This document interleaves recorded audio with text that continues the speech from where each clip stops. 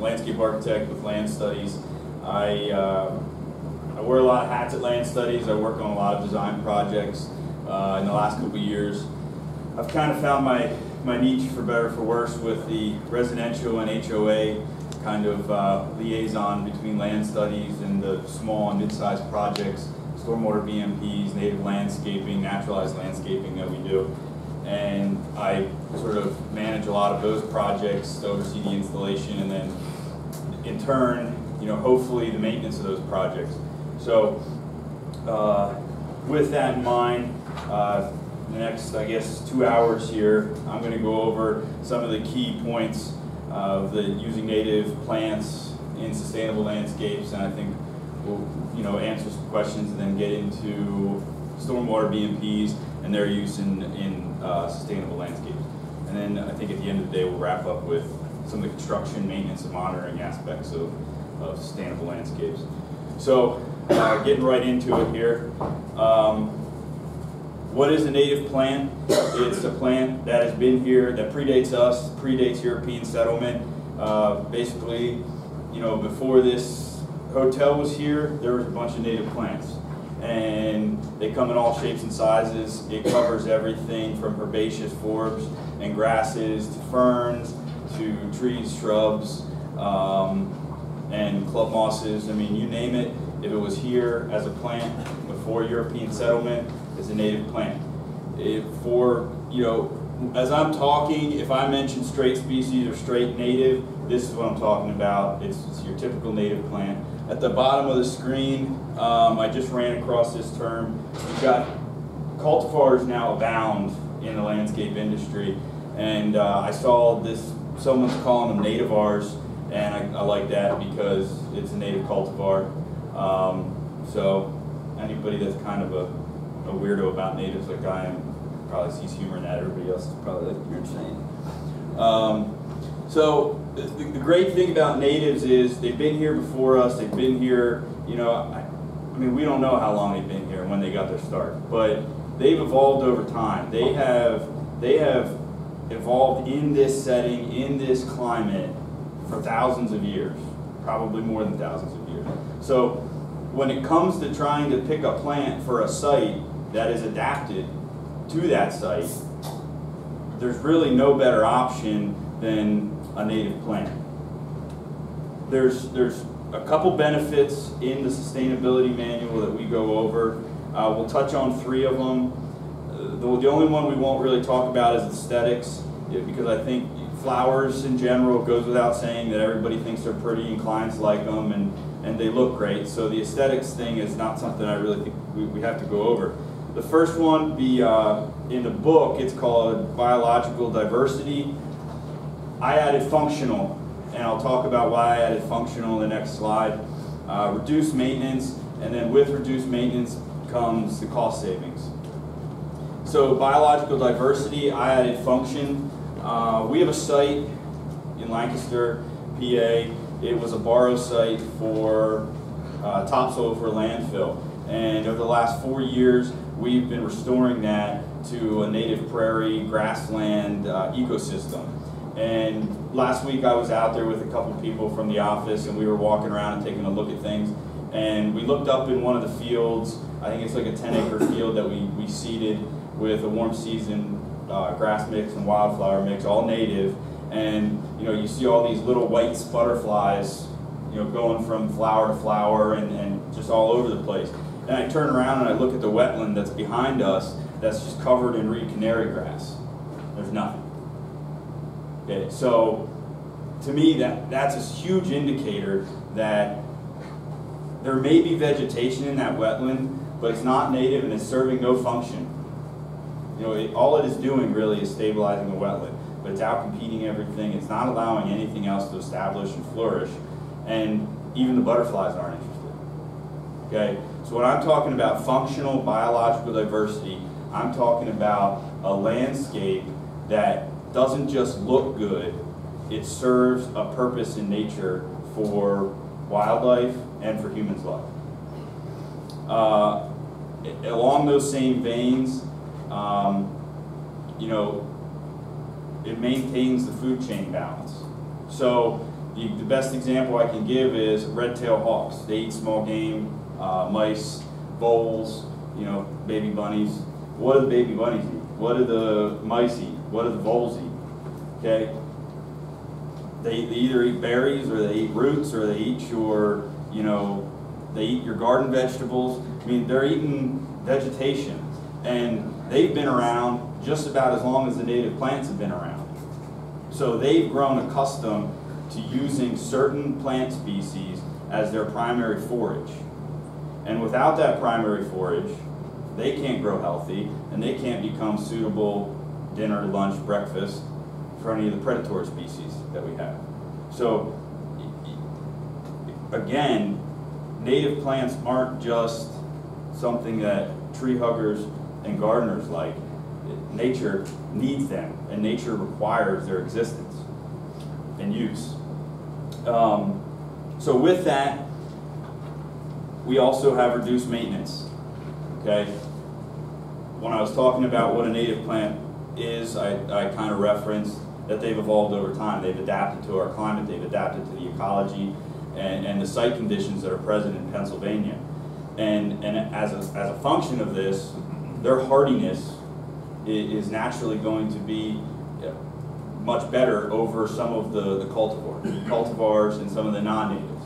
So crepe myrtle, for instance, non-native southern species, probably prefers soil that's a little bit on the sandy side. In Lancaster, our soil is usually like 15 to 20% clay. And we have harsh winters. So I drive down the road and I see neighbors putting burlap around all their crepe myrtle.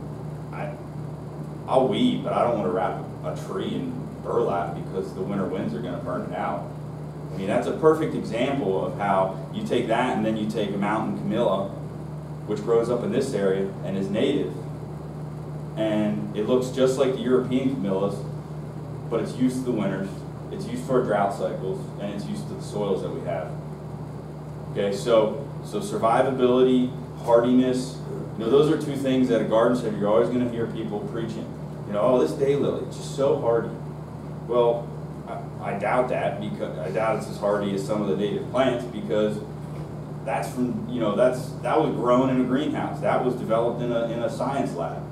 Okay, this milkweed has been around for thousands of years. So tell me which one's going to be hardy. It's still here. Water conservation, fewer fertilizer, fewer pesticides. Again, they've been here.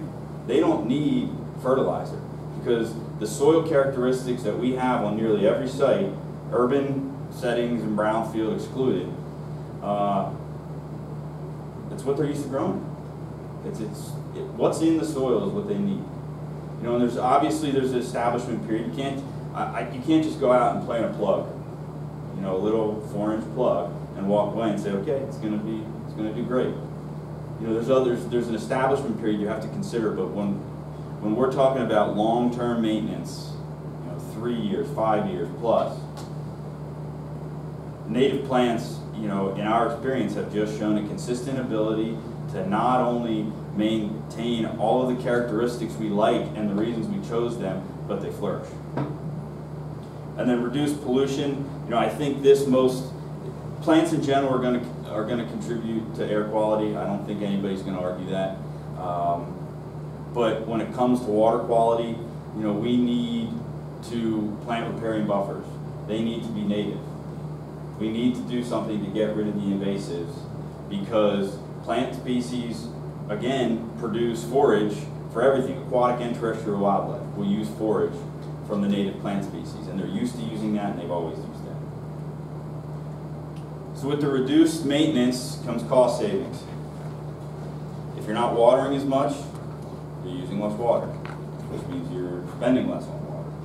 If you're not fertilizing as much, you're using less fertilizer. You're not spending money on fertilizer. If you're converting lawn to meadow, you're not mowing as much. So you're spending less money on mowing. You know, there's a bunch of numbers here, you know, and I just think, you know, what if everybody turned half of their yard into some sort of meadow? Be it 1,000 square feet or 1,000 acres. You know, if all of those numbers were cut in half, I mean, that would be incredible. 10,000 square feet of turf requires 10,000 gallons of water. It's a 1-to-1 ratio a year. Okay? If everybody cut 25 million acres of lawn, what if that was in half? Then you know, the water usage would be in half. They love that in the Southwest right now, California. So there's significant savings both to people and to nature by using native plants. In doing a lot of residential landscaping, one of the #1 things I hear when I say, let's use native plants today, people go, oh, those are so weedy. You know, and I think that misconception has come about because of this misunderstanding of native landscaping versus naturalized landscaping. When a lot of times, and I think, you know, everyone that really supports native landscaping can be guilty of this, the first thing we do is we show a picture of a beautiful native meadow. That's just not an aesthetic that everybody's going to be open to. So this naturalized look becomes synonymous with native landscaping, when the reality is we can use native plants in a conventional setting. We can use native plants in flower beds. Okay, I can swap out barberry, burning bush, daylily, you know, all the sort of common threats when it comes to the non-native plants. I can swap those out. I can find a perfectly suitable native plant, and I'm doing something good for the environment, and I'm making my client happy. And it's just native landscaping. Naturalized landscaping is like what we have here. This is a LEED building in Philadelphia. We planted a meadow, all native, and you know, this is, when we're talking about naturalized native landscaping, this is what we're talking about. This is a flower bed. We planted up in the Harrisburg area last summer, so this is fall of last year, and it's just all native plants, and we mulched it. It's out in front of Township Building. You know, and this specifically was geared towards the people that said native plants are just weeds. And we wanted to show them, hey, you can do a thoughtful landscape design and still use native plants. We can achieve environmental goals using the appropriate plant material, and no one will ever know that, you know, these are native plants, unless you tell them. You know, purple coneflowers in there. People love purple coneflower. I mean, I love it. It's a great plant. It's native. Black-eyed Susan, native. A lot of people don't realize that. So, you know, as you start to educate people more and help people understand that it's not so much the plant you're using, it's how you're using it, I guess is the point I'm trying to make here. Where to get them? I think generally, I just came in, so I'm not sure what everybody's background is, but you know, I would guess that most people in this room are design or contract profession, so they're probably working with wholesalers. There's a number of nurseries and growers in the Maryland, Jersey, Philadelphia area where the growing season is a little more advantageous to large-scale grow operations. But and that's who we reach out to. North Creek, we have pamphlets back there from North Creek. North Creek's a great reference to use when you're designing. I constantly use it because I can't remember all the different bloom times of all the different native plants. I generally know what's native and I generally know what's not native, but every day I learn something different. So I use that as a reference and I reach out to those people. If you're on the design side of things, it's important to decide how you're going to approach the use of native plants, and then use the references that are available to you to design with native plants and still meet the goals of your project. And then as you move forward to construction and implementation, you need to be sort of an open book to the people that are putting your projects in to say, look, I will help you understand where to go get these things, because one of the goals is that we want to put a sustainable project in, and that requires the use of native plants. Unfortunately, and we've run into it, and I'm sure other people have run into it, you do a design, and the client ships it out to whoever their landscaper is, whoever their contractor is, and they go to their local nursery and they just pick up something that's comparable. The problem is comparable doesn't mean it's native. Comparable just means it's what they're comfortable with. It's what's available. Yeah. This is, I showed this yesterday, but this is North Creek Nursery's Landscape Plug Manual, and they have a really excellent guide in here that's very, very simple to use, that basically outlines all the native herbaceous, starts with the wettest conditions, goes through the driest conditions, shows in color, the color, and when they bloom, which just is really, really helpful from a design standpoint. So we have brought a bunch of these along. Please take them with you. It's an excellent resource that just came out last year. We are also compiling a list of wholesale native nurseries that we use for the kind of southeastern part of the state, kind of overall the state. We will be emailing that to everyone. I think Drew has your email, so we'll follow up with that email. I want to get that out to you. Yeah, and I would guess trees and shrubs, woody material is a little bit different. I would guess there's probably some pretty reputable growers in this area when it comes to nurseries, when it comes to trees and shrubs. The herbaceous thing really is, I mean, that's dominated by groups out of Maryland and Philly and Jersey. You know, so I'm not sure if there's areas around here. I would reach out to them. We've talked to nurseries before that said, hey, we're happy to get these plants in, just nobody wants to use them. So they get in what people want. That's why, you know, all those different varieties of sedum, some of which are native, some of which aren't, are what people are bringing in. That's why all the skip laurels are coming in. That's why all of the barberry is being, you know, sold, because that's what people know. And that's what people are used to seeing. So, you know, part of educating the public is not just saying we should plant with native plants, but understanding why we should plant with native plants. Generally, I found if I have a good reason for doing something, someone will likely agree with that. You know, it's not just me saying so, it's me saying you should do this and here's why. And it's grounded in fact. When you're choosing plants, it's important to use the botanical name over common names. And your viburnum is probably the best example of this. If you go to someone's house and you see a leatherleaf viburnum, and you say, what is that? What do they tell you? Well, it's a viburnum. They probably have no clue generally that there's countless different species of viburnum. So if we go to a garden center and you say, I need arrowwood viburnum. Let's say, well, here's our viburnums, and it's probably leatherleaf or it's probably Korean spice, which is not native. You need to go and you need to say to your grower, whoever your nursery person is, you need to say, I need viburnum dentatum, because that's really the only sort of generally accepted way to identify a plant and be certain that that's what it is. There's always risk that, you know, the growers just bring stuff in and whoever they're getting it from is just who knows what they're growing. You know, hawthorn's a perfect example of that. There's so much intermixing of species that it's really hard to tell anymore. But generally, you need to stick with the botanical name.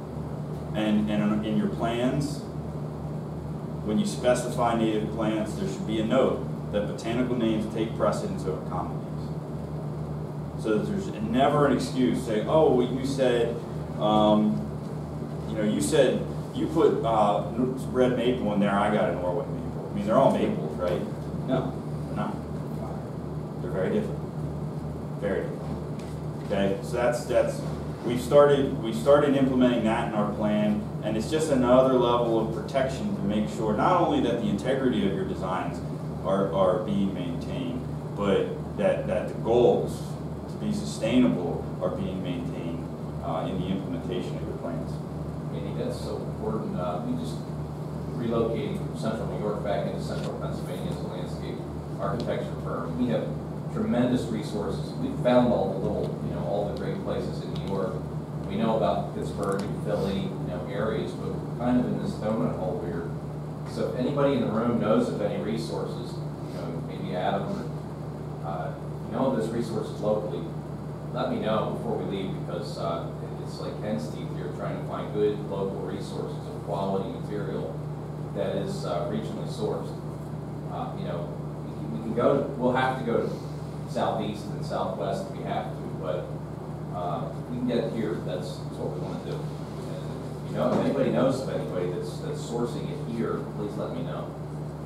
Yeah, we're already finding it. It's a challenge already. Just in a short time, we've got some projects coming up that we want to naturalize. We need native species, but you know, we're talking about hauling 2-3 hours. Right. Yeah, and you know, provenance is a pretty big thing. You know, where is it originally? Where was it grown? And it's especially important with B&B trees and shrubs. If I spec, you know, say a river birch, I want that river birch to be grown as close to me as possible, whether it's 5 minutes down the road or it's an hour down the road. What I don't want to have happen is I call a nursery that I typically work with, and the nursery manager says, yeah, I can get you a river birch, and I come to find out that he had it shipped up from Tennessee. Big difference. I mean, PA is not Tennessee, Tennessee is not PA. Huge difference, different soils. Just you want to avoid that, because then, especially with a B&B plant, you're going to put that soil from Tennessee into the soil in PA, and there's chemically they're going to be different. And the plant, I would bet that a lot of times, without a significant intervention, fertilizer, watering, the tree or shrub's not going to make it. So, I mean, that's another important question for anyone sourcing. But I mean, this is mainly for people that are on the procurement end of things, is find out where it's coming from and be very clear that it needs to be locally sourced, or locally grown, I should say, locally grown. We usually try to figure within, I mean, 200, 250 miles. That's a pretty wide circle. Yeah. PAFlora.org. If you're familiar, Ann Rhodes wrote a book called The Flora of Pennsylvania Flora, I think it's something like that. That used to be basically the native plant Bible. University of Pennsylvania, where Ann Rhodes worked and wrote the book, developed PAFlora.org, which is essentially an online database of that book. So if you're ever not sure, this is the website I use constantly. If you're not sure on a plant, go in to PAFlora.org, you search the plant botanical name, it pops up, and you get this screen. So this is, I put in Viburnum dentatum just because I brought it up previously, and this is all you see. I mean, you can't get much more simple than that. It tells you native or not native, it gives you wetland indicator status, which as you're starting to look at design, this is an important tool. It'll give you, if it's listed on federal or state extirpated or endangered lists, it'll tell you that. So for PMDI results, you know, Carex, Florida pops up in Lycoming County. We did a restoration project in Lycoming County, Carex, Florida, endangered. We planted a bunch of Carex, Florida. Got all that information from here and from PMDI. Okay. And then lastly, it gives you a map. So where's it from? Okay. This tells me, we're down here in Lancaster. We plant a lot of this, but we're over here now somewhere. Okay. Viburnum dentatum. You know, if you're doing a true restoration project, maybe not the right plant. It's a coastal plant species. Okay, so it helps. This helps inform you of what you're planting at the most basic level, and you know, all it takes is a couple strokes of the keyboard and hit enter, and I've got a ton of information that I can glean and apply it to my designs. Then the last thing, which I started to kind of touch on, is this notion of right plant, right place. I mean, any horticulture, any design class you go to related to planting design, they beat this into you. Summer sweet Clethra alnifolia, it's a coastal plant species. If I'm putting a rain garden in and I take soil samples and it comes back and it says you got a lot of clay in this soil, I'm not going to plant Clethra alnifolia because it's not used to growing in heavy soils. Little blue stem, it's great. I love little blue stem. Great looking plant, native, pretty tough. it can grow in some pretty nasty soil conditions. If I find out that there's a ton of organic matter and it's a really heavy soil, I'm not planting little blue stem.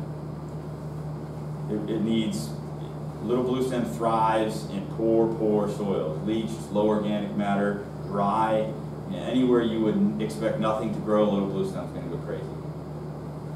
So it's the right plant for the right place. You can't just say, oh, I'm going to plant native plants and put them anywhere. It doesn't work like that. You still have a responsibility to do your homework as to what you're planting. Just you want to make sure it's native. And then straight species versus nativars. It's up to you. You know, I think it's important that everybody sort of develops their own principles about how they feel about straight species, straight native versus cultivars. Generally, if we're doing a restoration project, I stay away from cultivars.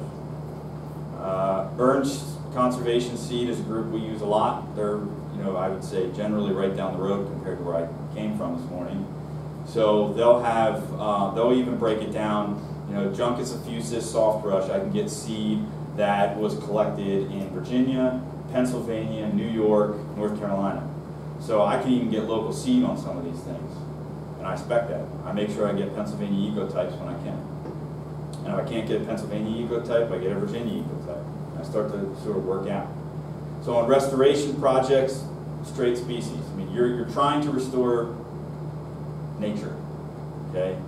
And red sprite winterberry is not a naturally occurring plant.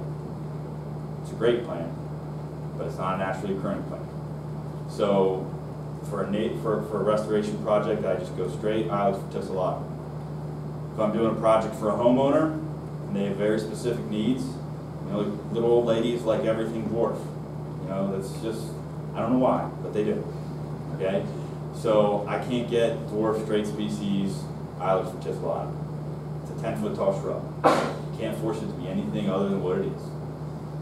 So we get red sprite.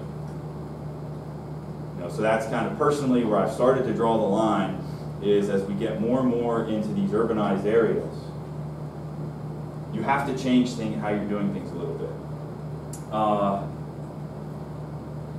can't remember what it's called. There's a river birch cultivar, Durahit. Okay, that is supposed to do much better in urban settings. So our office gets a lot of southern sun, and we planted some river birches next to the door, and those things got baked. I mean, it was like, it was building, river birch, pavement, and they got baked. And that was our bad. We should have known better. Okay, Durahit is something that was developed to help people get river birches, which they like to see. They like the bark peeling. It's, you know, a cool multi-stem tree, but you can put them in conditions that they're not quite used to. You know, I wouldn't put them in a tree well surrounded by asphalt. They're still going to get baked, but you're going to have a little bit better luck in some of these more urban environments where the climate is different because of impervious, because of some of the existing conditions that are present. So that's kind of, you know, another example of where a cultivar might be more beneficial over a straight species native. And then the last thing, you know, we have all these native plants, we also have these non-natives, okay? And when we're talking about non-natives, we're talking about something that's not native to Pennsylvania. We're not talking about invasive, we're not talking about noxious weeds. It's just not native. Arborvitae, not native. They're introduced. Are they invasive? I don't think so. I don't know about anybody else in this room, but I've never had a client be like, these arborvitae are just running wild in my yard. You know? So, but they're not native. Okay, so it's important, and especially as you guys are putting designs together, as you're dealing with clients, it's important. I get to the point where I'm like, okay, if you want me to plant skip laurels because you've seen them at the recent nursing home renovation, that's what we'll plant. Because they're not. I have no concern that cherry laurels are going to take over the forests of PA. I don't know. I don't. But everything I've seen in the field indicates that I'm probably safe to assume it won't be an issue. Burning bush, forget it. I spent too much time walking around the woods and see privet hedge and burning bush growing everywhere, and barberry hedge. So when those come up, it's like, you know, I say, okay, here are your options. Let's go in a different direction, because I don't think that's going to fit this site. I don't say, no, it's not native, we're not planting it. I say, I don't think that's the appropriate plant for this, for your yard or for this project. Let's think about some things that are more appropriate, and then we direct towards some of the native options. The picture on the right here, this is the same picture. I'll go back here. Okay, this meadow this picture was taken last year. 3 years prior, that's what the meadow looked like. Crown vetch, mugwort, there's reed canary growing in the bottoms of the swales. Behind, if behind me was a basin full of knotweed, basin full of Phragmites. Okay, this, and we'll get into it when we talk about maintenance, but this was, they planted it and they walked away. No consideration for what was going on. Okay, so they plant their native seed mix here, they walk away from it, PennDOT comes in, fixes the on-ramp, crown vetch everywhere, and now this is what you have. And crown vetch is nasty, mugwort is nasty, and it's going to outcompete native plants every time. Because there's no competition for that plant. So this is, this is a prime example of why we need to be careful with what we're planting, why we need to be careful with the plants we're introducing, because this is what it can lead to. And I'm sure the designer had really great intentions when they spec'd the meadow for this, and they thought this would be great, we'll plant it, it's going to look beautiful for them for years to come. And as we're, because we've got these non-natives and these invasives, this is what you get. This is the list. These are the PA noxious plants. We could spend a lot of time going over all the invasive plants, and that we could spend a whole day talking about each invasive plant. The list just goes on forever. For us, in a lot of our maintenance activities, these are the plants we target primarily. The ones that are underlined, and they're in the book. The pictures are taken from the book on page 28. The underlined pictures, these are the ones that we most often have to deal with. Giant hogweed's probably one you heard about in, depending on, what you're reading. It's akin to poison hemlock, only it's like 10 times worse. You get the sap on you, your skin becomes hypersensitive to UV light, and you get these like 3rd-degree burns on your arm. I haven't seen, it's a noxious weed in PA, I've never run into it. They said yesterday there's some in the county. Is there? Okay. It's also in Sacramento. Okay. So you mean up here? that goes to show you. I've never run into it in Lancaster County. You guys have. So, don't go to the woods. So, Johnson grass, we just started seeing at one of our projects.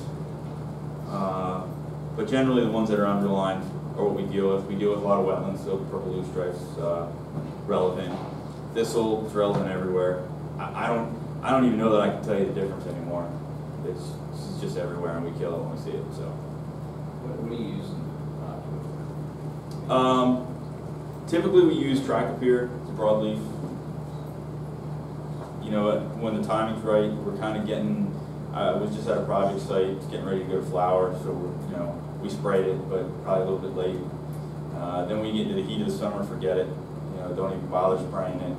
So, mid-spring, early fall are kind of the prime times for treating thistle. And you just get after it, you keep getting after it until it's gone. It'll never go away. Milk thistle, What's that? milk thistle, We have some native thistles, and I gotta be honest, I'm not sure what they are. And I'll tell you why, nobody grows them. milk thistle is something we can actually get sick of biting. It comes from milk thistle. Yeah. I just want to know the difference. I didn't kill something. Well, if it's native, the difference is simply where does it come from.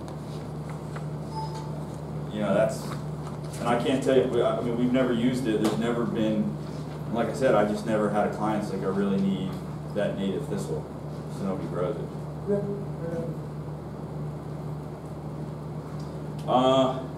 Okay, so that's